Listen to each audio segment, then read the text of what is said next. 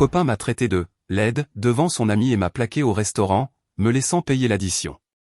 En partant, il a crié, « Une fille comme toi devrait s'estimer heureuse que je sois seulement sorti avec toi. » J'ai souri et attendu calmement. Ce matin, mon téléphone a explosé avec 20 appels manqués. Le téléphone n'arrêtait pas de sonner. 20 appels manqués, tous du même numéro. Le même numéro qui m'avait bloqué il y a à peine 3 jours après m'avoir traité de laide devant ses amis et être parti, me laissant avec une note de restaurant de $200 et le cœur brisé. Je fixais le nom de Mason Taylor clignoté sur mon écran, mon café refroidissant dans mes mains tremblantes. Le soleil matinal inondait mon appartement, mais tout ce que je pouvais voir, c'était la terreur dans sa voix sur le dernier message vocal qu'il avait laissé à 3 heures du matin. « Hazel, s'il te plaît. Tu dois me rappeler. Il se passe quelque chose. Quelque chose ne va vraiment pas. Les photos, comment as-tu? S'il te plaît, je t'en supplie. » J'ai souri et laissé le répondeur prendre l'appel à nouveau. Après tout, une fille comme moi devrait être reconnaissante pour le divertissement. Mais comment suis-je passé de la victime au cœur brisé à celle qui avait toutes les cartes en main? Comment 3 jours m'ont-ils transformé de femme pleurant une rupture cruelle en quelqu'un qui pouvait faire en sorte que Mason Taylor, l'homme qui se croyait intouchable, supplie pour sa pitié? La réponse se trouve dans ce qui s'est passé cette nuit-là au restaurant Romano's. Et plus important encore, dans ce que j'ai découvert sur l'homme que je pensais aimer. Certains secrets sont si profondément enfouis que lorsqu'ils refont enfin surface, ils ne font pas que blesser, ils détruisent tout sur leur passage. Et Mason Taylor était sur le point d'apprendre que la fille discrète et laide qu'il avait rejetée si nonchalamment cachait ses propres secrets. Avant de continuer, veuillez écrire en commentaire depuis quel pays vous regardez cette vidéo. Nous adorons savoir d'où vient notre famille mondiale. Et si c'est votre première fois sur cette chaîne, veuillez vous abonner. Votre soutien nous aide à vous apporter encore plus d'histoires épiques de vengeance. Bonne écoute. 3 jours plus tôt, j'étais assise en face de Mason chez Romano's, le restaurant italien chic où nous avions eu notre premier rendez-vous il y a 2 ans. L'ironie ne m'a pas échappé qu'il ait choisi le même endroit pour mettre fin à notre relation, même si je ne le savais pas encore. « Tu es magnifique ce soir », dit-il, mais ses yeux balayaient déjà la pièce, cherchant quelqu'un de plus intéressant que sa petite amie de 24 mois. Je portais la robe vert émeraude qu'il m'avait offerte pour Noël. Mes cheveux auburn tombaient en vagues douces sur mes épaules. Et j'avais passé 1 heure à perfectionner mon maquillage. Je pensais être belle. Je pensais qu'il me trouverait belle aussi. Comme j'étais naïve. « Merci », murmurai-je en tendant la main sur la table pour toucher la sienne. Sa peau était froide, distante. « Mason, est-ce que tout va bien? Tu sembles différent ces derniers temps. » Il retira sa main et fit signe au serveur pour un autre whisky. Son 3e. « Tout va bien, Hazel. Un gars ne peut pas emmener sa copine dîner sans subir un interrogatoire? » Les mots piquaient, mais j'ai refoulé ce sentiment. Mason avait été stressé par le travail dernièrement, ou du moins c'est ce qu'il m'avait dit. Son agence de marketing était exigeante, et je comprenais la pression. Je travaillais 60 heures par semaine à l'hôpital en tant qu'infirmière aux urgences. Je savais ce qu'était le stress. Je ne voulais pas. « Hey, Mason. » Je me suis retourné pour voir 3 hommes s'approcher de notre table. Je les ai reconnus immédiatement. Jake Charles, le colocataire de Mason à l'université, avec ses cheveux blonds parfaitement coiffés et ses costumes coûteux. Trevor Banks, qui travaillait dans la même agence de marketing et faisait toujours des blagues gênantes. Et Ryan Mitchell, celui qui ne se souvenait jamais de mon nom bien qu'il m'ait rencontré des dizaines de fois. Les gars. Le comportement de Mason a complètement changé. Son visage s'est illuminé comme si on l'avait branché à une prise électrique. « Qu'est-ce que vous faites ici? » « On vient de finir un dîner avec des clients, » dit Jake, ses yeux remarquant à peine ma présence. « Ça vous dérange si on se joint à vous pour un verre? » Je voulais dire oui, ça me dérangeait. C'était censé être notre soirée. Nous n'avions pas eu de vrai rendez-vous depuis des semaines, et j'attendais avec impatience de renouer le contact, mais Mason sortait déjà des chaises avant que je puisse protester. Bien sûr. Hazel, tu te souviens des gars? Salut. Dis-je doucement, réussissant un petit signe de la main. Trevor hocha la tête distraitement. Ryan regarda à travers moi. J'ai eu au moins la courtoisie de sourire en coin. L'heure suivante fut une torture. Il parlait de travail, de gens que je ne connaissais pas, de sport que je ne suivais pas.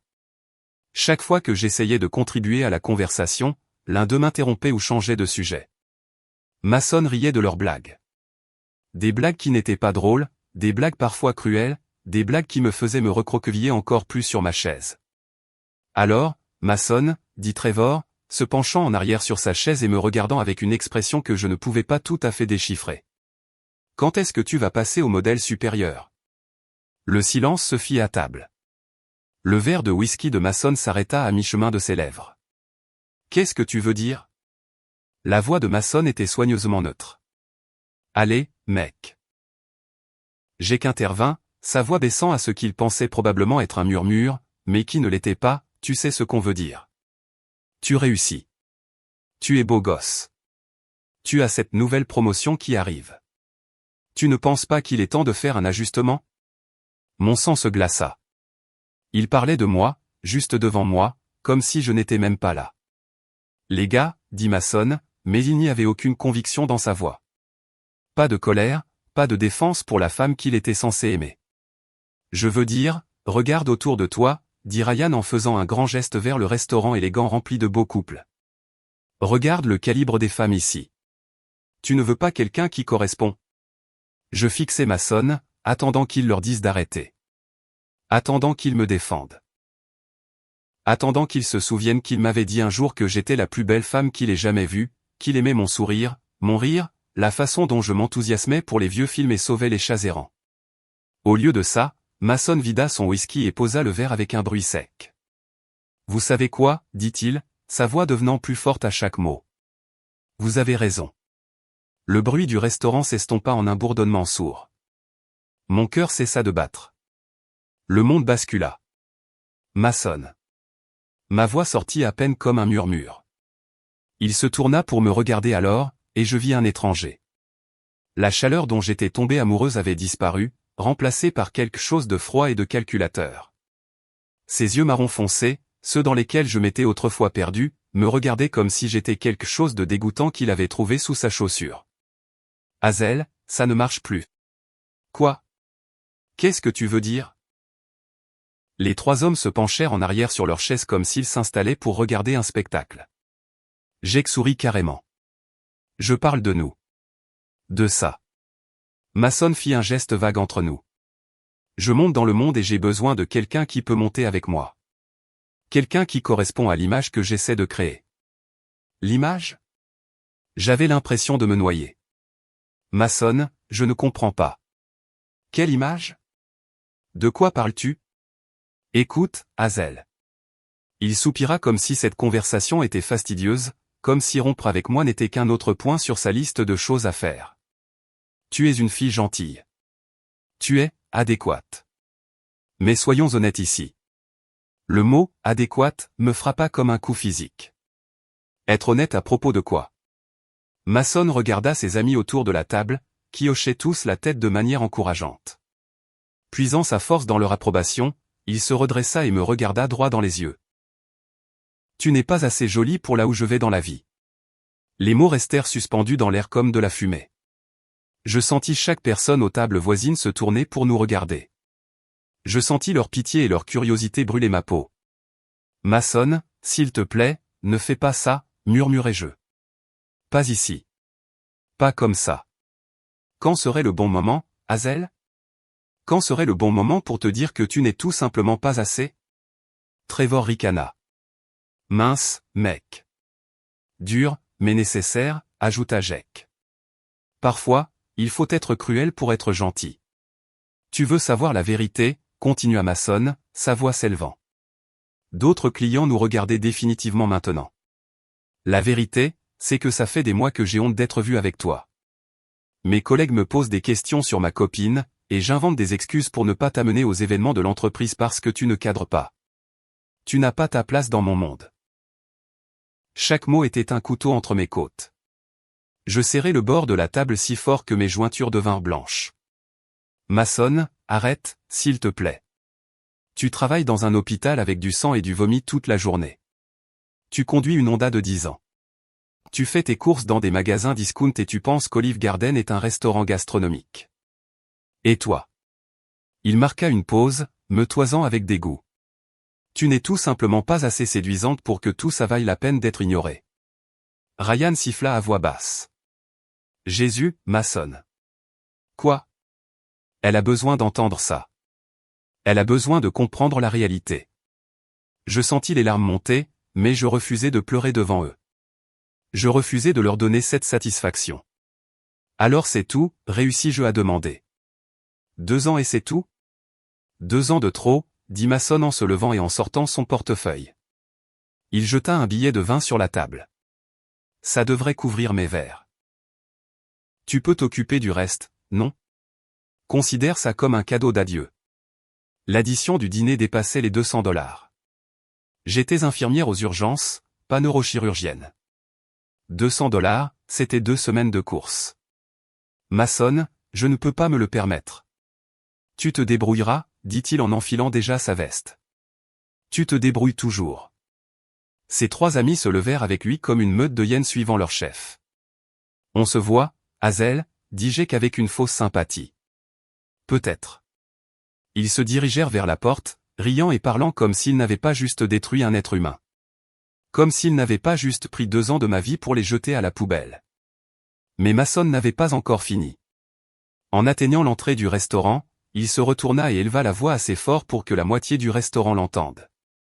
Une fille comme toi devrait s'estimer heureuse que je sois seulement sortie avec toi aussi longtemps. Les rires qui les suivirent hors de la porte résonnèrent dans mes oreilles comme des coups de feu. Je suis restée assise là, dans le restaurant soudainement trop silencieux, entouré d'étrangers me dévisageant dans ma propre humiliation. Le serveur s'approcha prudemment, comme si je pouvais mordre. Mademoiselle, aurez-vous besoin de quelque chose d'autre? Juste l'addition, s'il vous plaît, murmurai-je. Quand il l'apporta, je fixai le total avec une incrédulité engourdie. $237,43. Plus que ce que j'avais sur mon compte courant jusqu'à la paix. J'ai souri. Pas parce que j'étais heureuse, pas parce que j'allais bien. J'ai souri parce que quelque chose en moi s'était brisé. Et quand ça s'est brisé, ça a révélé quelque chose que j'avais gardé enfoui depuis très longtemps. Quelque chose dont Mason Taylor n'avait aucune idée. Quelque chose qui allait rendre sa vie très, très compliquée. J'ai payé l'addition avec ma carte de crédit et je suis sorti de Romanoès la tête haute. Le voiturier a amené ma Honda de 10 ans, en réalité une Civic de 9 ans que j'avais payé comptant parce que je croyais qu'il fallait vivre selon ses moyens. Mason avait toujours fait des commentaires sur ma voiture, mes vêtements, mes choix. J'avais pensé qu'il plaisantait, essayant de me motiver à m'améliorer. Maintenant, je comprenais qu'il cataloguait mes défauts depuis des mois. Le trajet jusqu'à mon modeste appartement en banlieue fut un flou de lampadaires et de larmes que je refusais de laisser couler. Une fois à l'intérieur, j'ai verrouillé la porte, enlevé les talons qui me pinçaient les pieds toute la nuit et me suis dirigé vers le miroir de ma salle de bain. Laide, dis-je à mon reflet. La femme qui me regardait avait des cheveux auburn qui captaient la lumière comme du cuivre, des yeux verts que des hommes avaient autrefois qualifiés d'hypnotisants, et le genre de traits délicats qui appartenaient à des peintures de la Renaissance. Je n'étais pas un mannequin, mais je ne m'étais jamais considéré comme laide. Je me trouvais jolie. Plus important encore, je pensais que Mason me trouvait jolie. Adéquate. J'ai continué à tester le mot comme un poison sur ma langue. J'étais diplômé summa cum laude de l'école d'infirmière. J'avais travaillé dans des unités de traumatologie dans 3 villes différentes. J'avais sauvé des vies, réconforté des familles et fait une différence dans le monde chaque jour. Je ne m'étais jamais considéré comme adéquate. Je pensais être accompli. Mais Mason avait raison sur une chose.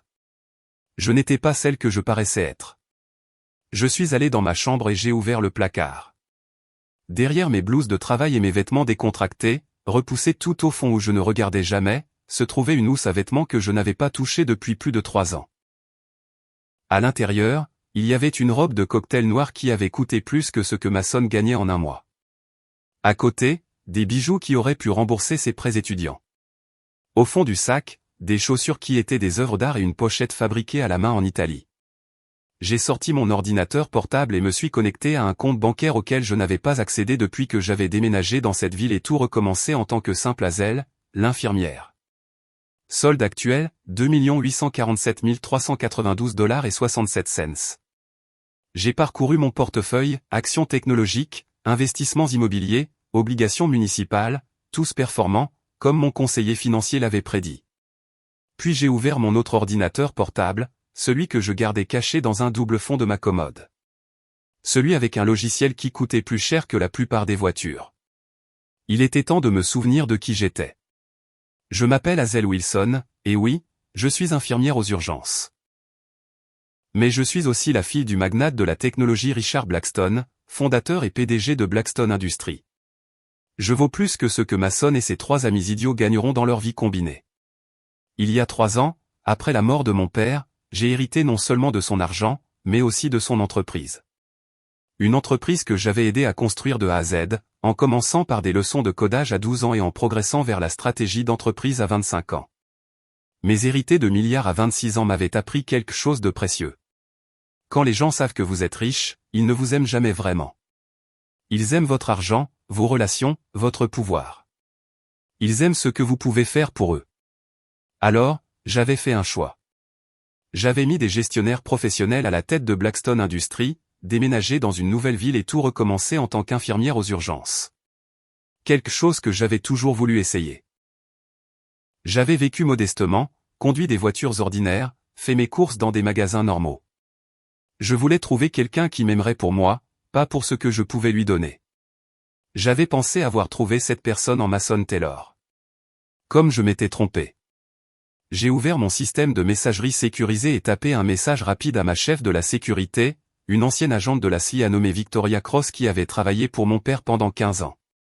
Vic, besoin d'une vérification approfondie sur Mason Taylor, date de naissance 15 mars 1992.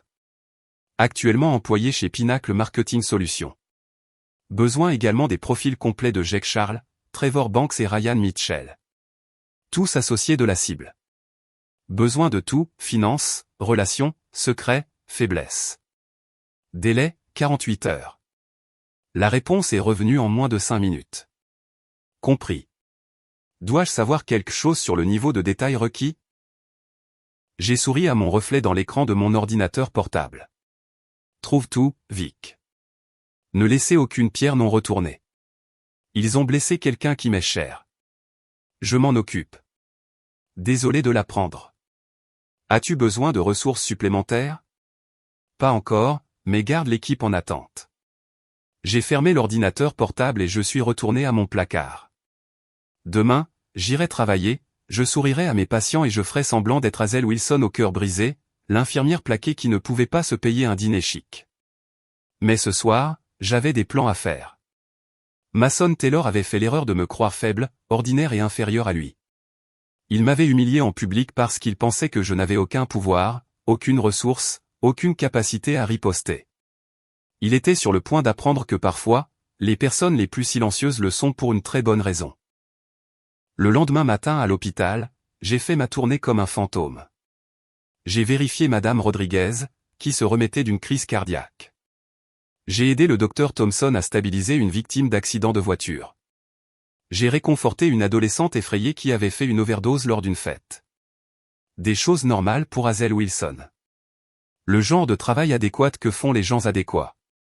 Mon téléphone a vibré avec un texto de ma meilleure amie et collègue infirmière, Emma Clark. Ma belle, tu as une mine affreuse. Pause café? Non. Emma était la seule personne dans cette ville qui connaissait une partie de mon passé. Et même elle ne savait pas tout. Je l'avais rencontrée pendant l'école d'infirmière et lui avais dit que je venais d'une famille aisée, mais que je voulais tracer ma propre voie. Elle pensait que, aisée, signifiait que ma famille appartenait à la classe moyenne supérieure, pas que je pouvais acheter l'hôpital où nous travaillions sans même vérifier mon solde bancaire. Ok, crache le morceau, dit Emma lorsque nous nous sommes assises à la cafétéria de l'hôpital avec notre café infect. Tu fais ce truc où tu souris mais tes yeux ont l'air morts. Qu'est-ce qui s'est passé? Mason a rompu avec moi. Le salaud. Comment? Je lui ai raconté l'histoire, regardant son visage passer par l'incrédulité, la colère et finalement la rage. Il t'a traité de QI? En public? La voix d'Emma a porté à travers la cafétéria, faisant se retourner plusieurs personnes. Quelle ordure! Hazel. Chérie, tu sais qu'il a tort, n'est-ce pas? Tu sais que tu es belle. Est-ce que je le suis? Ai-je demandé doucement. Oui, absolument. Tu es magnifique. Tu es brillante. Tu es gentille. Et tu sauves des vies pour gagner ta vie. Mason Taylor est un tas de médiocrité ambulant dans un costume cher. Tu vaux 100 fois mieux que lui. Si seulement elle savait à quel point c'était littéralement vrai. C'est bon, dis-je, je vais bien. Non, tu ne vas pas bien. Tu prépares quelque chose. Tu as ce regard quand tu prépares quelque chose. C'est le même regard que tu avais quand tu as trouvé comment prouver que le docteur Kingston volait des médicaments. Emma me connaissait bien. Trop bien. Je ne prépare rien. Qu'est-ce que je pourrais bien préparer? Je ne suis qu'une infirmière, tu te souviens? Juste adéquate. N'ose pas, dit Emma en pointant sa fourchette vers moi comme une arme. N'ose pas laisser ce C*** te faire croire que tu es autre chose que formidable. Mon téléphone a vibré.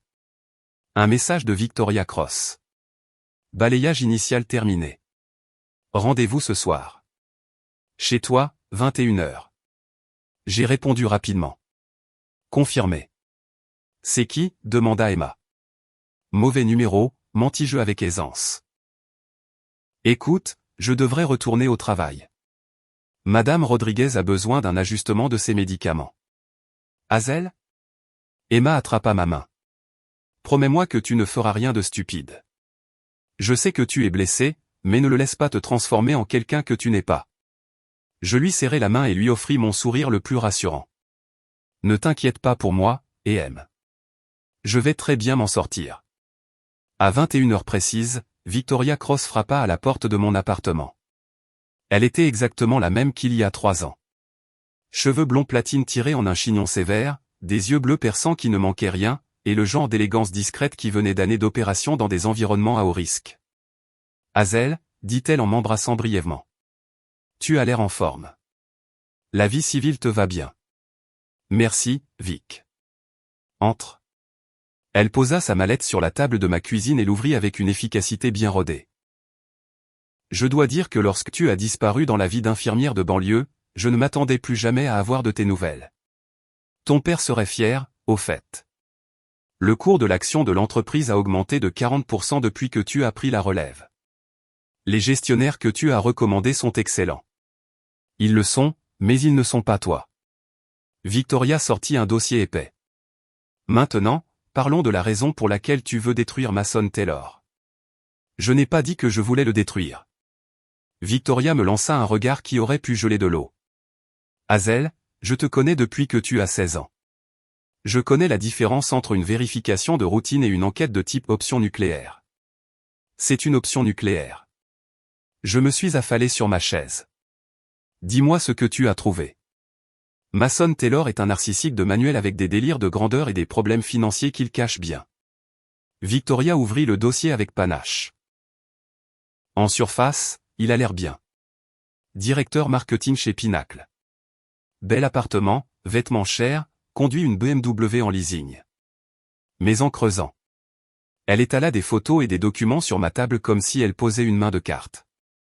Ses cartes de crédit sont au maximum. Il doit 43 000 $ en prêts étudiants. Son loyer a 2 mois de retard, et il a transféré de l'argent entre ses comptes pour éviter les frais de découvert. Ce style de vie coûteux, ce n'est que de la poudre aux yeux. Et son travail? Pinacle Marketing est en difficulté. Il licencie discrètement depuis 6 mois. Le poste de Mason est sûr pour l'instant, mais de justesse. Et il y a autre chose. La voix de Victoria baissa. Il a détourné des fonds. Mon sang se glaça. Quoi? De petites sommes. 100 $ par-ci, 200 $ par-là. Il a pioché dans les comptes de dépenses des clients et facturé des frais personnels comme des dépenses professionnelles. J'estime qu'il a volé environ 15 000 $ au cours de la dernière année. Est-ce que Pinacle le sait? Pas encore. Mais ils le sauront dès que quelqu'un saura où chercher. Victoria sourit. La question est, veux-tu qu'il le découvre plus tôt que tard? Je fixai la photo de Mason. Il avait l'air si confiant, si suffisant. Même sur une photo d'entreprise, son arrogance transparaissait à travers l'objectif. Et ses amis? Jake Charles est noyé sous les dettes de jeu. Trevor Banks a une liaison avec la femme de son patron. Ryan Mitchell a un casier judiciaire juvénile scellé qui affecterait certainement son habilitation de sécurité à son poste de sous-traitant de la défense. À quel point scellé? Disons simplement que ça implique de la violence et laissons-en là. J'ai absorbé ces informations, sentant les pièces d'un plan s'emboîter dans mon esprit. Vic, j'ai besoin que tu fasses quelque chose pour moi. Dis-moi. Je veux que tu informes discrètement Pinacle du détournement de fonds de Mason, mais sans que ce soit évident. Fais en sorte que ça ressemble à une découverte lors d'une comptabilité de routine. Victoria hocha la tête. C'est fait. Quoi d'autre? Peux-tu faire en sorte que les dettes de jeu de Jake Charles soient exigées tout en même temps? Facilement. Son principal créancier est quelqu'un avec qui nous avons déjà fait affaire. Et la liaison de Trevor? Je peux m'assurer que son patron le découvre. Anonymement, bien sûr. Et le casier de Ryan? Le sourire de Victoria était aussi tranchant qu'une lame. Laisse-moi m'en occuper. Je me suis dirigé vers ma fenêtre et j'ai regardé la rue de banlieue tranquille. Il y a 3 jours, j'étais juste une autre femme essayant de trouver l'amour dans un monde compliqué. Maintenant, je planifiais la destruction systématique de 4 hommes qui se croyaient intouchables. Tu es sûr de ça? Demanda Victoria doucement. Une fois qu'on aura commencé, il n'y aura pas de retour en arrière. Ces hommes seront ruinés. Je repensais à la voix de Mason résonnant dans le restaurant Romanoès. Une fille comme toi devrait s'estimer heureuse que je sois seulement sortie avec toi. Je repensais au rire qui avait suivi. Je repensais à toutes les femmes qui s'étaient déjà senties petites, inadéquates ou inférieures à cause d'hommes qui pensaient que leur cruauté était justifiée. Ils auraient dû y penser avant de décider d'humilier quelqu'un qu'ils croyaient sans pouvoir. Victoria commença à ranger ses dossiers. Considérez que c'est fait. Mais Hazel, ce n'est que le début. D'après ce que j'ai trouvé, Mason Taylor s'est fait beaucoup d'ennemis. Beaucoup de gens seraient très intéressés d'en apprendre davantage sur sa situation financière et sa comptabilité créative. Après le départ de Victoria, je me suis assise dans mon appartement silencieux et j'ai ouvert mon ordinateur portable. J'ai consulté les profils de Mason sur les réseaux sociaux, son LinkedIn, sa biographie d'entreprise. Sur chaque photo, il avait l'air réussi, confiant, heureux. Quand j'en aurais fini avec lui, tout cela aurait disparu. Mais je n'étais pas seulement intéressé à ruiner sa vie. Ce serait trop simple, trop propre. Je voulais qu'il comprenne exactement ce que ça faisait d'être humilié en public. Je voulais qu'il sache ce que c'était quand le monde entier pouvait voir votre honte. Je voulais qu'il supplie, et ensuite, je voulais qu'il sache exactement qui l'avait fait tomber. Mon téléphone a sonné à 3 heures du matin. Le nom de Mason clignotait sur l'écran. Je l'ai laissé aller sur le répondeur. Le plan ne faisait que commencer. Le premier domino est tombé le mardi. Je réapprovisionnais les fournitures médicales dans l'unité de traumatologie quand Emma a fait irruption, les yeux écarquillés d'excitation. Hazel, as-tu vu les nouvelles sur cette agence de marketing? Pinacle quelque chose. Mes mains ne se sont pas arrêtées, mais mon rythme cardiaque s'est accéléré. Quelle nouvelle? Scandale de détournement de fonds. Apparemment, un directeur volait dans les comptes des clients. Ils l'ont viré et ont appelé la police. C'est partout dans les nouvelles économiques locales. J'ai sorti mon téléphone et je suis allé sur le site d'information locale. Là, en noir sur blanc, le titre « Directeur marketing local arrêté pour détournement de fonds ». La photo d'entreprise de Mason me regardait depuis l'écran. L'accusé, Mason Taylor, 30 ans, aurait volé environ 15 000 $ des comptes de dépenses des clients au cours de la dernière année. Pinacle Marketing Solutions a découvert les anomalies lors d'un audit de routine et a immédiatement contacté les autorités. Taylor a été arrêté sur son lieu de travail mardi matin. J'ai dû me mordre la lèvre pour ne pas sourire. Waouh, dis-je en gardant ma voix soigneusement neutre. C'est terrible. N'est-ce pas ton ex-petite amie? Demanda Emma en regardant l'écran de mon téléphone. Si, c'est lui. P***, Hazel. Je veux dire, je sais que c'était un crétin, mais je n'aurais jamais pensé que c'était un criminel. On ne connaît jamais vraiment quelqu'un, murmurai-je. Le deuxième domino est tombé le mercredi. Victoria m'a envoyé un texto avec un lien vers un blog de potin local. Employé d'un important sous-traitant de la défense perd son habilitation de sécurité après la réapparition de son casier judiciaire juvénile. La photo de Ryan Mitchell accompagnait un article détaillant comment son casier juvénile scellé pour agression avait mystérieusement trouvé son chemin jusqu'au bureau de la sécurité de son employeur. Sans son habilitation, il ne pouvait pas faire son travail. Sans son travail, il ne pouvait pas payer son hypothèque, ses mensualités de voiture ou son style de vie soigneusement cultivé. Le troisième domino est tombé le jeudi. La liaison de Trevor Banks a fait les gros titres des pages mondaines lorsque la femme de son patron lui a jeté un vase très cher et très publiquement à la figure au milieu d'un restaurant chic. La photo qui accompagnait l'article montrait Trevor couvert d'eau et de roses blanches, son visage un masque de choc et d'humiliation. Son patron l'a renvoyé le lendemain. Mais la chute de Jake Charles a été mon chef-d'œuvre. Victoria avait fait en sorte que toutes ses dettes de jeu soient exigées simultanément le vendredi matin. Quand Jake n'a pas pu payer, ses créanciers ont clairement fait savoir que ses rotules étaient en jeu désespérés, il a fait ce que font les gens désespérés. Il a pris des décisions terribles. Il a essayé de voler de l'argent à sa propre entreprise. Contrairement à Mason, Jake a été maladroit. Il a été attrapé en quelques heures. Et le vendredi soir, il était en prison aux côtés de son ancien ami. Le samedi matin, tout le cercle de Mason s'était effondré. C'est alors qu'il a commencé à m'appeler. Le premier appel est arrivé à 6 heures du matin. Je préparais du café, fredonnant doucement, quand mon téléphone a sonné. Hazel. Hazel, Dieu merci, tu as répondu. Mason. J'ai injecté de la confusion dans ma voix. Pourquoi m'appelles-tu? Je pensais que tu avais dit. Écoute, je sais que ce que j'ai dit au restaurant était mal. J'étais saoul. Je me la jouais devant les gars. Je ne le pensais pas. Tu semblais pourtant très clair sur ce que tu pensais. S'il te plaît, Hazel. J'ai des ennuis. De vrais ennuis. J'ai été arrêté. J'ai perdu mon travail. Et j'ai besoin d'aide. Quel genre d'aide? Une aide juridique. Financière. Je ne peux pas me payer un bon avocat. Et le commis d'office qu'ils m'ont donné a l'air de sortir à peine de la fac de droit. J'ai laissé le silence s'étirer entre nous. Hazel, tu es là. Je suis là. Je suis juste confuse de savoir pourquoi tu penses que je t'aiderai.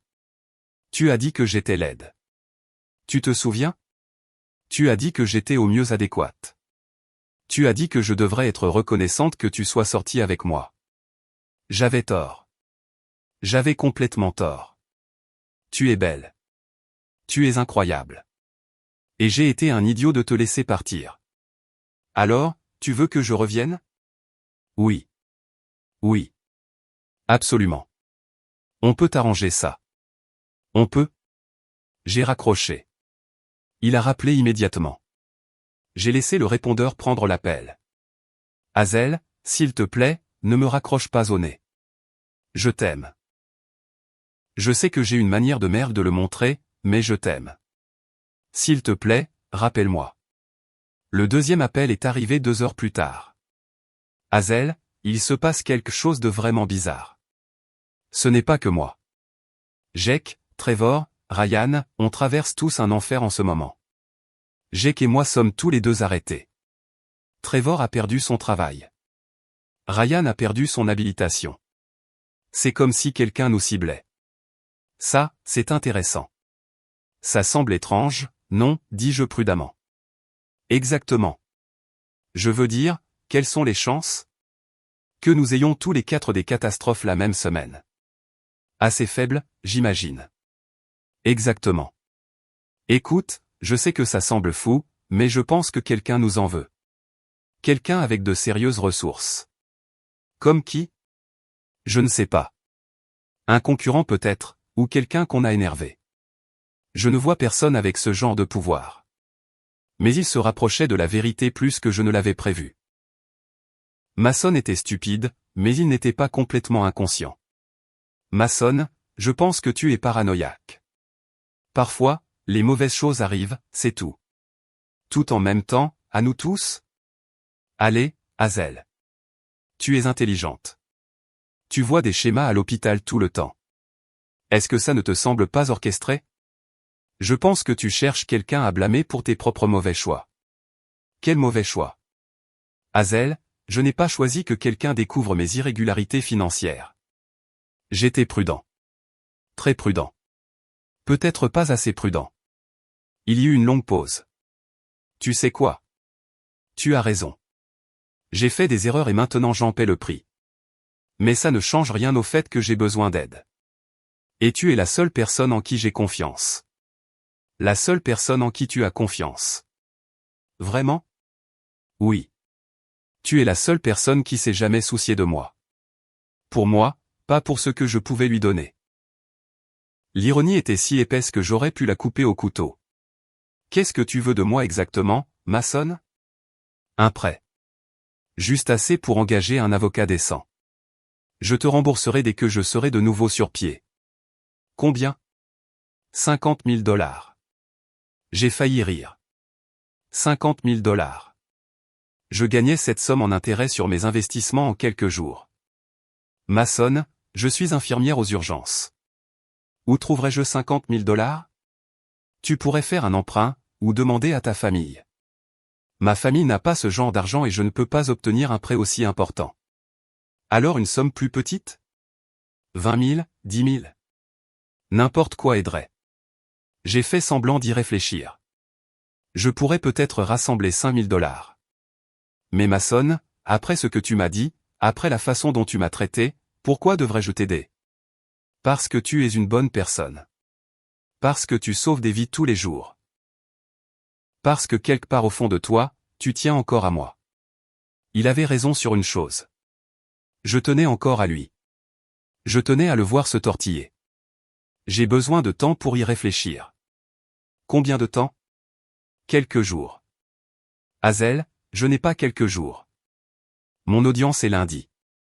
Si je n'ai pas d'avocat, alors tu auras un commis d'office. Beaucoup de gens s'en sortent avec des commis d'office. Beaucoup de gens vont en prison avec des commis d'office. Peut-être que tu aurais dû y penser avant de commencer à voler. Le silence s'étira si longtemps que je crus qu'il avait raccroché. Hazel, est-ce que tu me détestes? Une question si simple. Une réponse si compliquée. Non, Mason, je ne te déteste pas, c'était la vérité. La haine était une émotion trop petite pour ce que je ressentais. La haine, c'est ce qu'on ressent pour quelqu'un qui vous a blessé mais qui est toujours à votre niveau. Ce que je ressentais pour Mason Taylor était quelque chose de bien plus dangereux. Je ne ressentais rien. Il était un problème à résoudre, une équation à équilibrer, une tâche à nettoyer. Merci, murmura-t-il. Je t'appellerai demain. Bien sûr. Après avoir raccroché, j'ai ouvert mon ordinateur portable et transféré 5 000 $ d'un de mes comptes d'investissement à mon compte courant. Non pas parce que j'allais les donner à Mason, mais parce que je voulais qu'il voie exactement combien je valais quand le moment viendrait de révéler la vérité. Le troisième appel est arrivé le dimanche soir, et Mason avait l'air différent. Désespéré. Hazel. J'ai réfléchi à ce que j'ai dit. Sur quelqu'un qui nous cible. Oui. Je pense savoir qui c'est. Mon sang se glaça. Qui? Ta famille. Quoi? Pense Y. Tu m'as dit que ta famille avait de l'argent, non? Pas richissime, mais à l'aise. Et s'ils avaient découvert ce que je t'ai dit? Et s'ils avaient décidé de me donner une leçon? J'ai presque admiré son intuition. Il avait complètement tort sur les détails, mais il avait saisi la vérité essentielle. Quelqu'un avec des ressources détruisait systématiquement sa vie. Mason, ma famille n'a pas le genre d'argent ou de relations pour faire quelque chose comme ça. Tu es sûr? Je veux dire, vraiment sûr? Parce que le timing est trop parfait. Je romps avec toi de la manière la plus publique et humiliante possible, et puis en une semaine, mon monde entier s'effondre. Tu as un sacré ego. Tu penses que ma famille se soucie assez de moi pour lancer une sorte de complot de vengeance? N'est-ce pas le cas? La question resta suspendue dans l'air comme une lame. Mason, tu es paranoïaque. Ma famille a à peine assez d'argent pour payer ses propres factures, encore moins pour engager des détectives privés ou je ne sais quoi. Alors explique-le. Explique comment 4 gars qui réussissent sont tous détruits la même semaine. Vous n'aviez pas tant de succès que ça, dis-je doucement. Vous faisiez juste semblant. Qu'est-ce que ça veut dire? Ça veut dire que peut-être l'univers corrige juste un déséquilibre.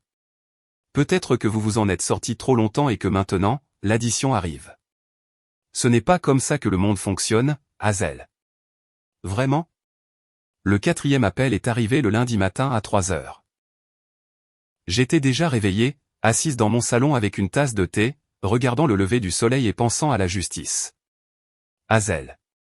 La voix de Mason était rauque, brisée. Je suis désolé. Je suis tellement désolé. Qu'est-ce qui s'est passé? Mon audience s'est mal passée. Il parle de 18 mois de prison. 18 mois, Hazel. Et ça, c'est si je plaide coupable. Je suis désolé de l'apprendre. Es-tu vraiment désolé? Parce que parfois, je me demande si tu n'es pas contente de tout ça. J'ai pris une lente gorgée de mon thé. Pourquoi serais-je contente de ça? À cause de ce que je t'ai dit. Parce que je t'ai blessé. Mason. Je ne suis pas le genre de personne qui prend plaisir à la souffrance des autres. C'était principalement vrai. Je ne prenais pas plaisir à la souffrance en général. Juste à sa souffrance. Juste à la souffrance des hommes qui pensaient pouvoir écraser les autres sans conséquence. Je sais que non. C'est pourquoi j'appelle. C'est pourquoi j'ai besoin que tu m'aides. Je t'ai dit que j'avais besoin de temps pour réfléchir au prêt. Pas le prêt. Autre chose. Quoi? J'ai besoin que tu sois mon témoin de moralité. La demande me frappa comme un coup physique. Quoi? À mon audience de détermination de la peine. J'ai besoin de gens pour témoigner que je ne suis pas une mauvaise personne, que j'ai fait des erreurs, mais que je ne mérite pas d'aller en prison. Tu me connaissais mieux que quiconque. Si tu pouvais juste leur parler des bons moments que nous avons eus, de comment j'étais avec toi quand nous étions seuls. Mason, s'il te plaît. Je sais que je ne mérite pas ton aide. Je sais que j'ai été cruel et stupide et que j'ai eu tort sur tout, mais Hazel, si tu pouvais me voir maintenant, je suis brisé. Je suis complètement brisé. Je pouvais l'entendre dans sa voix. L'arrogance avait disparu. La confiance avait disparu. La cruauté désinvolte qui lui avait permis de m'humilier en public avait disparu. Tout ce qui restait, c'était la peur et le désespoir. C'était le plus beau son que j'ai jamais entendu. J'y réfléchirai, dis-je. Vraiment? Vraiment? Merci. Merci beaucoup, Hazel. Je te promets que si tu m'aides à traverser ça, je passerai le reste de ma vie à me rattraper. Je serai l'homme que tu méritais depuis le début. Après avoir raccroché, je me suis assise dans mon appartement silencieux et j'ai souri. Mason Taylor pensait qu'il me manipulait. Il pensait qu'il pouvait utiliser ma gentillesse, mon amour, ma nature indulgente pour se sauver des conséquences de ses propres actions. Il n'avait aucune idée que la gentille et indulgente Hazel Wilson dont il était tombé amoureux était morte au restaurant Romano S il y a 3 semaines. À sa place se trouvait quelqu'un de bien plus intéressant. Quelqu'un qui comprenait que la pitié était un luxe que seuls les puissants pouvaient se permettre d'offrir. Et je ne me sentais pas du tout généreuse. Le palais de justice était exactement ce à quoi je m'attendais, une imposante pierre grise, de haut plafond et le genre d'éclairage institutionnel qui donnait à tout le monde un air coupable. J'étais assise au dernier rang de la salle d'audience, vêtue d'une simple robe bleu marine et arborant mon expression la plus innocente. Mason était assis à la table des accusés avec son commis d'office surchargé de travail, ressemblant à un homme qui avait vieilli de 10 ans en 3 semaines. Ses costumes coûteux avaient disparu, remplacés par un ensemble gris mal ajusté qui criait, emprunté à un parent. Ses cheveux parfaitement coiffés étaient en désordre, et il y avait des cernes sombres sous ses yeux. Il ressemblait, en d'autres termes, à un homme qui faisait enfin face à la réalité. Lorsque le juge a appelé les témoins de moralité, je me suis levé. Votre honneur, j'aimerais parler au nom de l'accusé. La tête de Mason s'est vivement tournée, et le soulagement qui a inondé son visage était presque douloureux à voir. Il a mimé, merci, ses yeux brillants de larmes non versées. Je me suis dirigé vers la barre des témoins d'un pas mesuré, j'ai posé ma main sur la Bible et j'ai juré de dire la vérité, toute la vérité et rien que la vérité. Déclinez votre identité et votre relation avec l'accusé, ordonna le juge. Je m'appelle Hazel Wilson. Mason Taylor a été mon petit ami pendant 2 ans. A été? Oui, votre honneur. Nous avons rompu récemment. Je vois. Et malgré cette rupture, vous êtes ici pour parler en sa faveur. Je le suis. Veuillez parler à la cour de votre relation avec Monsieur Taylor. J'ai regardé directement Mason, qui me regardait avec un espoir désespéré. Votre honneur, j'ai rencontré Mason il y a 2 ans, et je pensais bien le connaître. Il pouvait être charmant, drôle et attentionné quand il le voulait. Il m'emmenait dans de bons restaurants, m'achetait des cadeaux et me disait qu'il m'aimait. Mason hocha la tête de manière encourageante. Cependant, continuai-je, j'ai aussi vu une autre facette de Mason Taylor, une facette qui, je pense, est pertinente pour cette procédure. L'espoir dans les yeux de Mason vacilla. Quel genre de facette, Madame Wilson? Mason a un problème avec l'honnêteté, votre honneur. Pas seulement dans sa vie professionnelle, comme nous l'avons vu avec les accusations de détournement de fonds, mais aussi dans ses relations personnelles. L'avocat de Mason a commencé à objecter, mais j'ai continué. Il m'a menti constamment sur sa situation financière. Il m'emmenait dans des restaurants chers puis prétendait avoir oublié son portefeuille, me laissant payer des additions que je ne pouvais pas me permettre. Il m'a emprunté de l'argent à plusieurs reprises, promettant de me rembourser et ne l'a jamais fait. Combien d'argent? Demanda le juge. J'avais préparé cette question. Au cours de la semaine passée, j'avais soigneusement documenté chaque dîner que j'avais payé, chaque prêt que je lui avais accordé, chaque dépense qu'il m'avait fait supporter tout en maintenant son illusion de succès. Environ $3000 au cours de notre relation, votre honneur. Le visage de Mason était devenu blanc. Mais la tromperie financière n'était pas le pire, continuai-je. Le pire, c'était la façon dont il me traitait quand il pensait que ça n'avait plus d'importance. Pouvez-vous préciser? Il y a 3 semaines, Mason m'a emmené au restaurant Romano's. Pendant que nous y étions, certains de ses amis nous ont rejoints. Devant ces hommes et devant un restaurant plein d'inconnus, Mason m'a dit que j'étais laide, que je n'étais pas assez bien pour lui, que je devrais être reconnaissante qu'il soit même sorti avec moi. Il m'a ensuite laissé payer une addition de $200 et est parti, annonçant à haute voix qu'une fille comme moi devrait être reconnaissante qu'il m'ait même fréquenté. La salle d'audience était d'un silence de mort. Cela s'est produit il y a 3 semaines, oui, votre honneur. Et pourtant, vous êtes ici aujourd'hui pour parler en sa faveur. Je suis ici aujourd'hui pour dire la vérité sur le caractère de Mason Taylor. La vérité est que c'est un homme qui croit que les règles ne s'appliquent pas à lui, que ces règles concernent le fait de prendre de l'argent qui ne lui appartient pas ou de traiter les autres avec une décence humaine de base. Mason me regardait comme si j'avais une deuxième tête. Il m'a appelé après son arrestation, suppliant pour de l'aide, non pas parce qu'il était désolé de la façon dont il m'avait traité, mais parce qu'il avait besoin d'argent pour un avocat. Il m'a demandé de lui prêter $50 000, de l'argent qu'il savait que je n'avais pas. Et quand je n'ai pas pu, il s'est contenté de demander des sommes plus petites. Même maintenant, même après tout ce qu'il a fait, la principale préoccupation de Mason Taylor est ce que les autres peuvent faire pour lui. Je me suis tourné pour regarder directement Mason. Votre honneur, je ne crois pas que Mason soit mauvais. Mais je crois qu'il est égoïste, manipulateur et complètement incapable d'accepter la responsabilité de ses actes.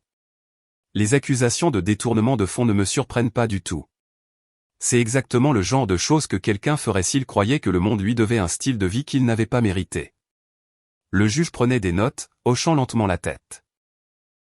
Y a-t-il autre chose que vous aimeriez ajouter, Madame Wilson? Juste ceci, votre honneur. Mason m'a demandé de venir ici aujourd'hui parce qu'il pensait que je l'aimais encore et il pensait que l'amour me ferait mentir pour lui. Il pensait que j'étais faible, reconnaissante et facilement manipulable. Il s'est trompé sur toutes ces choses, tout comme il s'est trompé quand il a pensé qu'il pouvait voler de l'argent sans se faire prendre. Je me suis levé de la barre des témoins. Mason Taylor n'est pas une victime des circonstances. C'est un homme qui a fait les choix délibérés de mentir, de voler et de blesser autrui. Et maintenant, il fait face aux conséquences de ses choix. À mon avis, ces conséquences sont attendues depuis longtemps. Le silence qui a suivi mon témoignage était assourdissant. Je suis retourné à ma place, sentant tous les yeux de la salle d'audience sur moi. L'avocat de Mason chuchotait frénétiquement à son oreille, mais Mason n'écoutait pas. Il me fixait comme s'il me voyait pour la première fois. Lorsque le juge a annoncé une suspension de séance, Mason s'est détaché de son avocat et s'est approché de moi dans le couloir. « C'était quoi, ce bordel » exigea-t-il. C'était la vérité. La vérité? Hazel, tu viens de détruire toute chance que j'avais d'obtenir une peine légère. Vraiment? Je pensais être un témoin de moralité. J'ai été témoin de ton caractère et j'ai partagé ce que j'ai vu. Espèce de S***lope vengeresse. Je n'arrive pas à croire que j'ai jamais pensé t'aimer. Je souris. Voilà le maçon que je connais. Pendant un moment, avec toutes ses supplications et ses pleurs, je pensais que la prison t'avait déjà changé. Tu trouves ça drôle? Je trouve la justice magnifique. Maçon attrapa mon bras, ses doigts s'enfonçant dans ma peau. Tu n'as aucune idée à qui tu as affaire. Vraiment? Quelque chose dans ma voix le fit desserrer sa prise. Tu veux savoir quelque chose d'intéressant, Maçon? Tu avais raison quand tu as dit que quelqu'un vous ciblait, toi et tes amis. Quelqu'un avec des ressources, quelqu'un avec des relations, quelqu'un qui pouvait orchestrer le genre de destruction systématique que vous avez tous vécu. Ses yeux s'écarquillèrent. Tu t'es juste trompé sur l'identité de cette personne. Qu'est-ce que tu racontes? Je dis que la petite Hazel Wilson adéquate, l'infirmière laide qui aurait dû être reconnaissante de ton attention, n'est pas tout à fait ce qu'elle semble être. Le visage de Maçon passa par la confusion, la peur et finalement une terrible compréhension. C'était toi. Bien sûr que c'était moi. Mais comment? Tu n'as pas ce genre d'argent, ce genre de pouvoir. Ah bon? J'ai sorti mon téléphone et je lui ai montré mon application bancaire. L'écran affichait un solde qui faisait paraître son détournement de fonds comme de l'argent de poche. Je m'appelle Hazel Wilson, dis-je doucement. Mais mon nom de jeune fille était Blackstone. Comme dans Blackstone Industries. Comme dans l'entreprise de technologie qui vaut environ 12 milliards de dollars. Comme dans l'héritage que je gère avec beaucoup de succès depuis 3 ans tout en prétendant être une simple infirmière. Les jambes de Maçon ont flanché. Il s'affaissa contre le mur du palais de justice, me regardant comme si j'étais un fantôme. Tu es riche. Je suis riche au-delà de ton imagination, Maçon. J'aurais pu acheter toute ton entreprise sans même que ça se voie sur mes relevés. J'aurais pu payer tes frais de justice avec mes rendements d'investissement quotidiens. J'aurais pu faire disparaître tous tes problèmes d'un simple coup de fil. Alors pourquoi ne l'as-tu pas fait? Parce que tu m'as traité de laide devant un restaurant plein de gens et que tu m'as laissé payer le dîner. La simplicité de la chose sembla briser quelque chose dans son cerveau. C'est tout? C'est pour ça que tu as détruit ma vie? Parce que j'ai été méchant avec toi au dîner. Tu m'as humilié en public parce que tu me croyais impuissante. Tu avais tort. Hazel, s'il te plaît.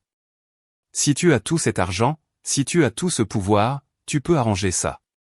Tu peux faire en sorte que ça disparaisse. S'il te plaît, je t'en supplie. Pourquoi ferais-je ça? Parce que tu m'as aimé un jour. Parce que quelque part à l'intérieur, la femme qui m'aimait est toujours là. J'ai étudié son visage, observant le désespoir, la peur, l'effondrement complet de tout ce qu'il pensait savoir sur le monde. Tu as raison, dis-je finalement. La femme qui t'aimait est toujours là. L'espoir brilla dans ses yeux. Mais elle est morte au restaurant Romano S il y a 3 semaines, quand l'homme en qui elle avait confiance a décidé de la détruire devant des inconnus pour amuser ses amis. La femme qui se tient devant toi maintenant, Hazel, est quelqu'un de complètement différent. Quelqu'un qui comprend que la pitié est un luxe et que le pardon est un cadeau qui doit se mériter. Que veux-tu? Dis-moi ce que tu veux et je le ferai. Je veux que tu ailles en prison, Maçon. Je veux que tu aies 18 mois pour réfléchir à ce que ça fait quand quelqu'un de plus puissant que toi décide que tu es jetable. Tu ne peux pas être sérieuse. Je suis complètement sérieuse. Mais ne t'inquiète pas, je ne suis pas totalement sans cœur. J'ai fait en sorte que tu aies la meilleure expérience possible pendant ton incarcération. Qu'est-ce que ça veut dire? Ça veut dire que j'ai fait quelques dons au système pénitentiaire. Des dons qui garantiront que tu auras une cellule privée, de bons soins médicaux, un accès à des programmes éducatifs et une protection contre les détenus les plus dangereux. Maçon me regarda avec horreur. Tu vas me laisser aller en prison, mais tu vas t'assurer que je sois à l'aise pendant que j'y suis. Je t'ai dit que je n'étais pas mauvaise. Je veux juste que tu aies le temps de réfléchir. Réfléchir à quoi? Penser à ce que ça fait d'être impuissant. Penser à ce que ça fait quand quelqu'un en qui tu as confiance te trahit. Penser à ce que ça fait d'être rejeté et mis au rebut par quelqu'un qui se croit meilleur que toi. Le huissier annonça que l'audience reprenait. Je dois y aller, dis-je. Bonne chance pour ta condamnation, Maçon. En m'éloignant, je l'entendis m'appeler. Hazel. Hazel, attends. On peut arranger ça. On peut. Mais j'étais déjà parti. Mason Taylor a été condamné à 18 mois de prison fédérale. Je n'étais pas dans la salle d'audience quand c'est arrivé. J'étais au travail, aidant le docteur Martinez à stabiliser un ouvrier du bâtiment qui était tombé d'un échafaudage. Mais Victoria m'a envoyé un texto avec la nouvelle. Colis livré. Cible acquise. Mission accomplie. Ce soir-là, je me suis assise dans mon appartement avec un verre de vin et j'ai réfléchi aux mois écoulés. 4 hommes qui se croyaient intouchables avaient appris le contraire. 4 hommes qui croyaient pouvoir humilier quelqu'un sans conséquence avaient découvert qu'ils avaient tort. Mais je n'avais pas encore fini. 6 mois après le début de la peine de Mason, j'ai reçu une lettre. Elle était manuscrite sur du papier à lettres de la prison, et mon nom était écrit en lettres capitales soignées sur l'enveloppe. Cher Hazel. Je sais que tu ne veux probablement pas avoir de mes nouvelles, mais je devais écrire cette lettre. J'ai eu beaucoup de temps pour réfléchir à ce qui s'est passé, à ce que j'ai fait, et à qui tu es vraiment. Tu avais raison sur tout. J'étais égoïste, cruel et complètement aveugle à ce que j'avais. Je t'ai traité terriblement parce que je pensais que tu ne pouvais pas te défendre. Je te pensais faible, dépendante et reconnaissante. J'avais tort sur toute la ligne. J'ai pensé à quelque chose que tu as dit dans le couloir du palais de justice. Tu as dit que la femme qui m'aimait est morte au restaurant Romanoès. Je pense que tu as tort. Je pense que cette femme n'a jamais vraiment existé. Je pense que tu as joué un jeu depuis le jour de notre rencontre, et j'étais trop stupide pour le réaliser. Je pense que tu m'observais, m'étudiais, attendant que je te montre qui j'étais vraiment. Et quand je l'ai finalement fait, quand j'ai révélé à quel point je pouvais être superficiel et cruel, tu as décidé qu'il était temps de mettre fin au jeu. Je ne te blâme pas pour ça. J'aurais fait la même chose si j'avais été assez intelligent et assez puissant pour y parvenir. Ce que je ne comprends pas, c'est pourquoi tu es sorti avec moi en premier lieu. Avec ton argent, tes ressources, ton intelligence, tu aurais pu avoir n'importe qui. Pourquoi moi? Pourquoi perdre 2 ans avec quelqu'un comme moi? Je pense que c'est parce que tu étais seul. Je pense qu'être si riche, si puissante, rend impossible de faire confiance à qui que ce soit. Tout le monde veut quelque chose de toi. Tout le monde a un intérêt. Alors, tu as tenté une expérience. Tu as prétendu être quelqu'un d'ordinaire pour voir si tu pouvais trouver quelqu'un qui t'aimerait pour qui tu étais, pas pour ce que tu pouvais lui donner. L'expérience a échoué. J'ai échoué. Je suis désolé pour ça, Hazel. Pas seulement désolé d'avoir été attrapé. Pas seulement désolé d'être en prison, mais vraiment désolé d'avoir prouvé que tu ne peux faire confiance à personne. Désolé d'avoir pris ton espoir et de l'avoir écrasé devant un restaurant plein d'inconnus. Tu ne le croiras probablement pas, mais je t'aimais. Pas la vraie toi. Je n'ai jamais connu la vraie toi. Mais j'aimais la femme que tu prétendais être. J'aimais ta gentillesse, ton dévouement à aider les gens, ton rire quand tu regardais de vieux films. J'aimais comment tu t'enthousiasmais pour de petites choses, et comment tu pleurais devant les publicités avec des chiens. J'aimais tout ça, mais moins que j'aimais impressionner mes amis. Je ne sais pas si la vraie Hazel Blackstone possède l'une de ces qualités ou si elle faisait toute partie de la performance. Mais si elles étaient réelles, si une partie de la femme dont je suis tombé amoureux était réelle, alors je suis désolé de ne pas avoir été assez bien pour elle. Je n'écris pas ceci pour demander pardon. Je n'écris pas ceci pour te demander de me faire sortir de prison plus tôt. Je sais que je mérite d'être ici, et honnêtement, la prison est probablement l'endroit le plus sûr pour moi en ce moment. Jake Charles est dans la cellule à côté de la mienne et il m'a raconté des histoires intéressantes sur ce qui est arrivé à Trevor et Ryan après leur sortie. Apparemment, la femme de Trevor l'a quitté et a pris la moitié de rien, ce qui était encore plus que ce qu'il méritait. Et Ryan, eh bien, disons que perdre son habilitation de sécurité était le moindre de ses problèmes. C'est drôle combien de gens ont des rancunes contre un gars qui battait des enfants quand il avait 16 ans. J'écris ceci parce que je veux que tu saches que ton expérience n'a pas été un échec complet. Je t'ai aimé, autant que quelqu'un comme moi est capable d'aimer quelqu'un. Et je pense que quelque part, sous toute cette colère et ce calcul, tu m'as aimé aussi. Peut-être que c'est suffisant. Peut-être que c'est plus que ce que nous nous attendions à obtenir l'un ou l'autre. J'espère que tu trouveras quelqu'un digne de la vraie toi, qui que ce soit. J'espère que tu trouveras quelqu'un qui verra ta richesse, ton pouvoir et ton intelligence et qui aimera quand même la femme qui sauve les chats errants et pleure devant les films. J'espère que tu es heureuse, Hazel. Tu mérites le bonheur plus que quiconque que j'ai jamais connu. Mason. PS merci pour la cellule privée et la protection. Tu n'avais pas à faire ça. Le fait que tu l'aies fait me dit que la femme gentille dont je suis tombé amoureux était réelle, au moins en partie. Ça signifie quelque chose pour moi. J'ai lu la lettre 3 fois, puis je suis allé à ma cuisine et je me suis versé un autre verre de vin. Mason Taylor était plus perspicace que je ne l'avais cru. Il avait compris des choses sur moi que j'avais à peine comprises moi-même. Il avait raison sur l'expérience. Je l'avais testé, je les avais tous testés, pour voir si un amour authentique était possible lorsque l'argent et le pouvoir étaient retirés de l'équation. Il avait raison sur la solitude aussi. Quand on peut tout acheter, quand on peut résoudre n'importe quel problème d'un coup de fil, quand le comportement des gens change complètement une fois qu'ils apprennent votre valeur nette, il devient impossible de savoir qui se soucie vraiment de vous. Mais il se trompait sur une chose. La femme dont il était tombé amoureux n'était pas une performance. Elle était réelle. Elle avait été réelle quand elle l'avait soigné pendant sa grippe, réelle quand elle avait ri de ses blagues nulles, réelle quand elle s'était endormie dans ses bras en regardant de vieux films. Elle avait été réelle jusqu'au moment où il l'avait traitée de laide devant un restaurant plein d'inconnus. Maintenant, elle était partie, et à sa place se trouvait quelqu'un de plus dur, de plus intelligent et d'infiniment plus dangereux. Je suis allé à mon ordinateur portable et j'ai ouvert mon système de messagerie sécurisé. Victoria, j'ai besoin que tu arranges quelque chose pour moi. De quoi as-tu besoin? La peine de Mason Taylor.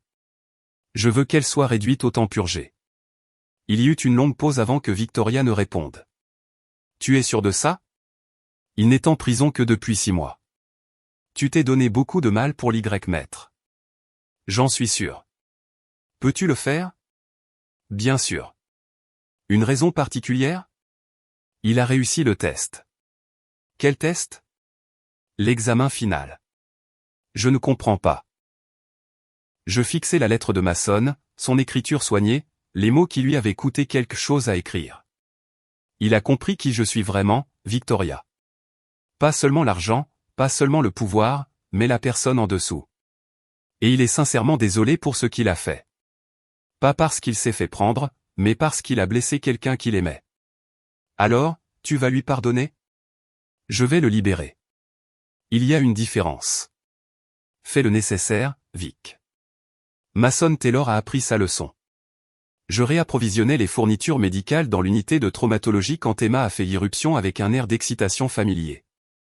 Hazel, devine qui j'ai vu au café ce matin. Je n'avais pas besoin de deviner. J'attendais cette conversation depuis des semaines. Mason Taylor. Le visage d'Emma s'est décomposé.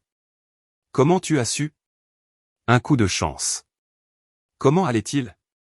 Honnêtement, terrible. Enfin, pas terrible, mais différent.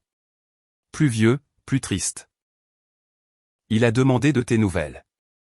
Qu'est-ce que tu lui as dit?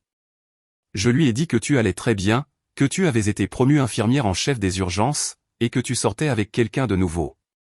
2 des 3 étaient vrais. J'avais été promu et j'allais très bien. La partie sur la relation était une fiction que j'avais demandé à Emma de maintenir. Qu'est-ce qu'il a dit? Il a dit qu'il était content que tu sois heureuse. Et puis il m'a demandé de te donner quelque chose. Emma a sorti une enveloppe de sa poche. Mon nom était écrit dessus avec les mêmes lettres capitales soignées que je me souvenais de sa lettre de prison. A-t-il dit autre chose? Il a dit de te dire qu'il comprenait pourquoi tu avais fait ce que tu avais fait et qu'il espérait qu'un jour tu pourrais lui pardonner assez pour lire ce qu'il a écrit. J'ai pris l'enveloppe mais ne l'ai pas ouverte. Emma, qu'est-ce que je devrais faire à propos de Mason, à ton avis? Honnêtement, Hazel, je pense que tu devrais rester aussi loin de lui que possible. Peu importe à quel point il est désolé ou à quel point la prison l'a changé. Ce qu'il t'a fait était impardonnable. Et s'il a vraiment changé, alors tant mieux pour lui. Il peut aller changer pour quelqu'un d'autre. Ce soir-là, je me suis assise dans mon appartement avec l'enveloppe entre les mains. Dehors, la rue de banlieue était calme, paisible, normale. À l'intérieur, j'étais tout sauf ça. Finalement, je l'ai ouverte. Hazel? Je ne suis pas censé te contacter. Je suis sûr que tu pourrais me faire arrêter pour harcèlement, et honnêtement, je ne t'en voudrais pas. Mais il y a des choses que je dois dire, et j'espère que tu me donneras la chance de les dire. Je sais ce que tu as fait. Je sais que tu as arrangé ma libération anticipée, tout comme je sais que tu as arrangé mon séjour confortable en prison. Je le sais parce que le même avocat qui m'a parlé de ma réduction de peine m'a aussi dit qu'un bienfaiteur anonyme avait couvert ses honoraires. Bienfaiteur anonyme, bien sûr. Je veux que tu saches que je n'attends rien de toi. Je n'écris pas ceci pour demander une seconde chance, ou pour supplier ton pardon, ou pour essayer de te reconquérir. Je sais que ce bateau a levé l'ancre il y a longtemps et qu'il ne reviendra pas à quai. J'écris ceci pour te dire merci. Merci de m'avoir montré qui j'étais vraiment. Merci d'avoir tendu un miroir et de m'avoir forcé à regarder la personne laide, égoïste et cruelle que j'étais devenue. Merci de m'avoir appris que les actions ont des conséquences, même pour les gens qui se croient trop intelligents ou trop charmants pour se faire prendre. Et surtout, merci de m'avoir fait preuve de pitié alors que tu avais toutes les raisons de ne pas le faire. J'ai passé 6 mois en prison à penser à ce que tu as dit au palais de justice. Tu as dit que la femme qui m'aimait est morte au restaurant Romanoès. Peut-être que c'est vrai, mais si elle est partie, c'est moi qui l'ai tuée, et je dois vivre avec ça pour le reste de ma vie. Je suis différent maintenant, Hazel. La prison te change, mais plus que ça, comprendre ce que j'ai perdu te change. Je sais que je ne peux pas te le prouver avec une lettre, et je ne demande pas la chance de le prouver en personne. Je te le dis juste parce que je pense que tu mérites de le savoir. Je travaille dans une organisation à but non lucratif maintenant, et dans les gens qui ont des problèmes de dette et financiers. Ça ne paie pas beaucoup, mais ça fait du bien d'utiliser mes compétences en marketing pour aider les gens au lieu de profiter d'eux. Ça fait du bien de se réveiller le matin en sachant que je vais rendre la vie de quelqu'un meilleur au lieu de pire. Je vais aussi en thérapie 2 fois par semaine. Le docteur Rodriguez dit que j'ai des tendances narcissiques et un besoin malsain de validation externe.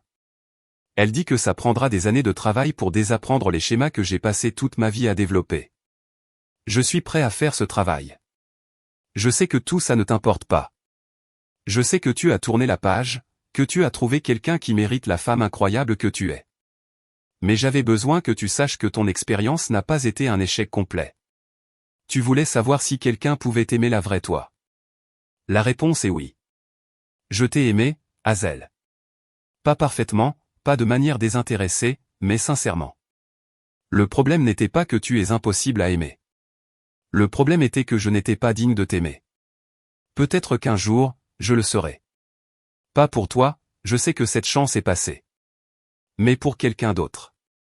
Quelqu'un avec qui je ne ferai pas les erreurs que j'ai faites. Merci pour tout, Hazel. Merci de m'avoir aimé quand je ne le méritais pas. Merci de m'avoir puni quand j'en avais besoin. Et merci de m'avoir libéré quand j'en avais tiré les leçons.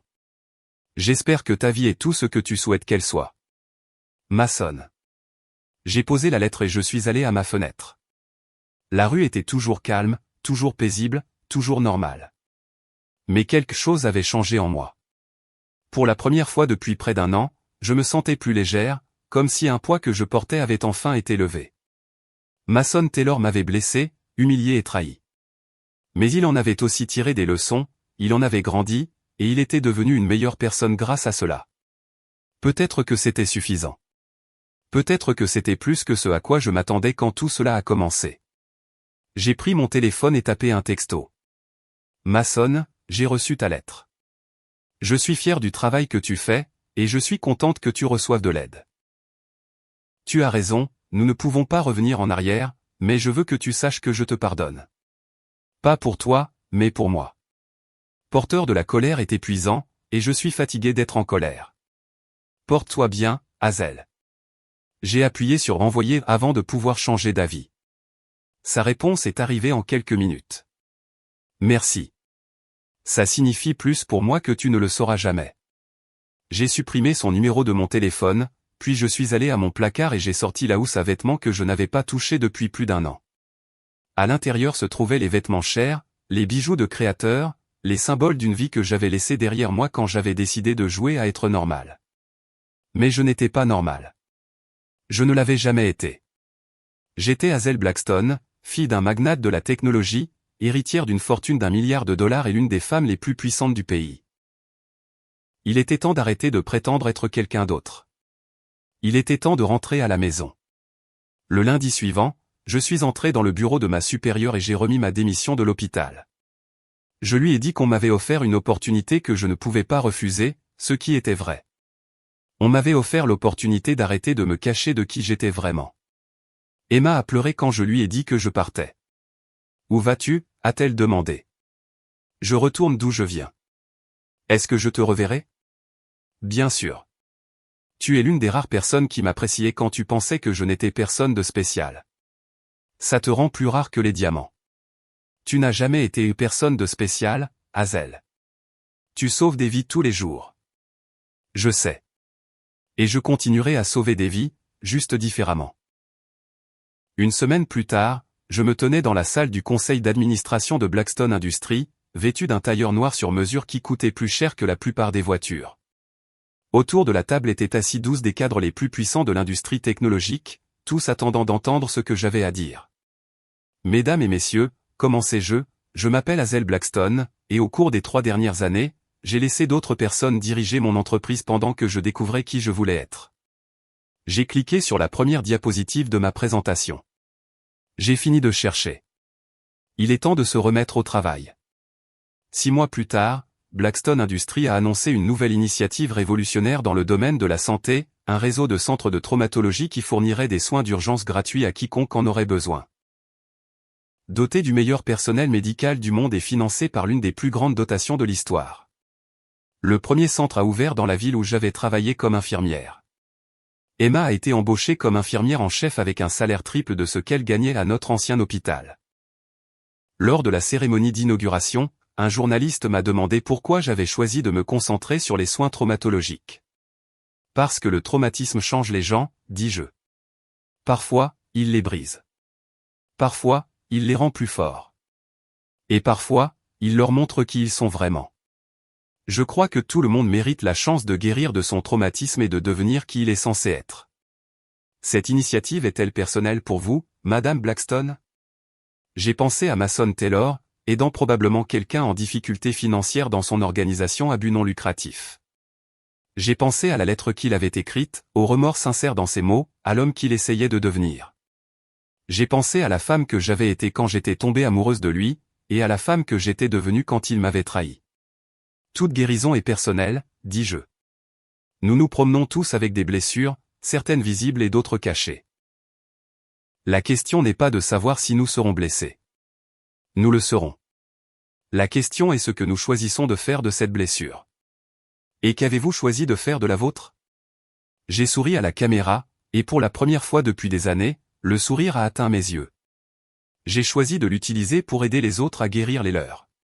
Plus tard dans la nuit, seul dans mon appartement terrasse surplombant la ville, j'ai reçu un texto d'un numéro inconnu. Vu les nouvelles sur tes centres de traumatologie. Un travail incroyable. Le monde a de la chance de t'avoir. J'ai fixé le message pendant un long moment, puis j'ai répondu. Le monde a de la chance d'avoir des gens prêts à faire mieux. Continue ton travail, Mason. C'est important. Puis j'ai supprimé la conversation et bloqué le numéro. Certains chapitres de votre vie se terminent par une réconciliation. D'autres par une vengeance. Celui-ci s'est terminé par quelque chose de plus rare. La rédemption. Pas seulement pour lui, mais pour moi aussi. Parce que la vérité, c'est que Mason Taylor ne m'avait pas seulement montré qui il était vraiment cette nuit-là au restaurant Romano's. Il m'avait montré qui j'étais vraiment, moi aussi.